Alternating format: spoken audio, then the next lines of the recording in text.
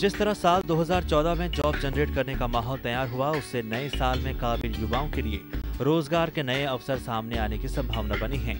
विश्लेषकों ने 2015 में भारत में जॉब के मामले में बेहतर उछाल आने की उम्मीद जताई है। नजर डालते हैं 2015 में सार्वजनिक क्षेत्र में रहने वाले हॉट सेक्टर्स पर। प्रधानमंत्री नरेंद्र मोदी द्वारा भारत को विनिर्माण उद्योग का सशक्त केंद्र बनाने की अपनी सरकार की महत्वाकांक्षी परियोजना मेक इन इंडिया अभियान से सरकार देश में मजबूत भौतिक बुनियादी ढांचा खड़ा करने पर ध्यान दे रही है, जिससे नए साल में रोजगार के नए आयाम स्थापित होंगे। इससे देश में अगले 10 साल तक रोजगार बाजार में लाखों ट्रेंड कर्मचारियों की जरूरत होगी। आज देशवासियों की निगाह माननीय प्रधानमंत्री के ऊपर है, विदेशों की निगाह हमारे ऊपर है।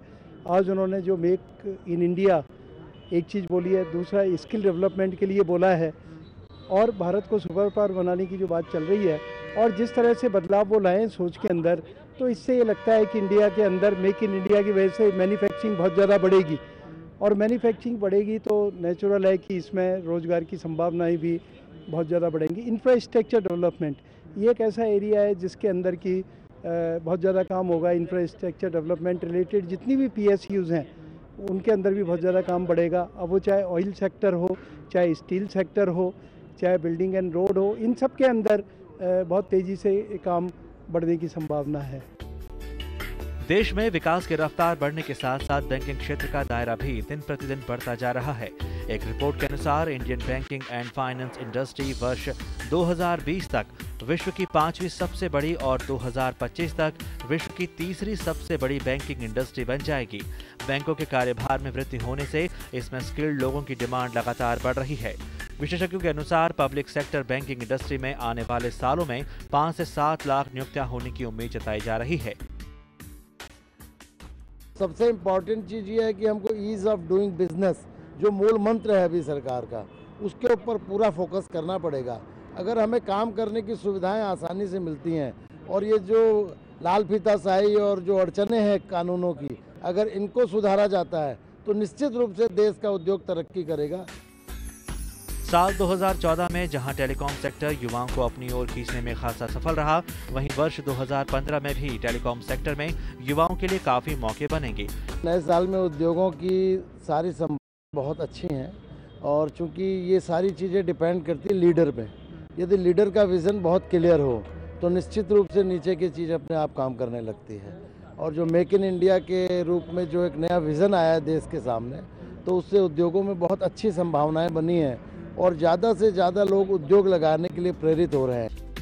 भारत शुरू से ही कृषि प्रधान देश रहा है। यहाँ की आबादी के 70% लोग कृषि से सीधे तौर पर जुड़े हुए हैं। कृषि पर इतनी बड़ी आबादी की निर्भरता कृषि विज्ञान में रोजगार की असीम संभावनाओं के द्वार खोलती है। कुछ नया कर दिखाने वाले, नए विचार देने वाले, रचनात्मक कार्यों में रुचि दिखाने वाले युवक युवतियों के लिए कृषि उद्योग में अच्छे वेतन और सरकारी, निजी व बहुराष्ट्रीय कंपनियों में काम के अच्छे अवसर उपलब्ध हो सकते हैं। रेलवे का दूर दराज के इलाकों में सतत विस्तार और बड़े शहरों में मेट्रो परियोजनाओं का प्रसार स्पष्ट दर्शाता है कि आने वाले समय में रोजगार के नए अवसरों का सृजन इस विशिष्ट क्षेत्र में होगा। आंकड़ों के मुताबिक रेलवे में लगभग 4.5 लाख वर्कशॉप कर्मचारी व कलाकार हैं और लगभग 9.5 लाख अन्य श्रेणियों से हैं।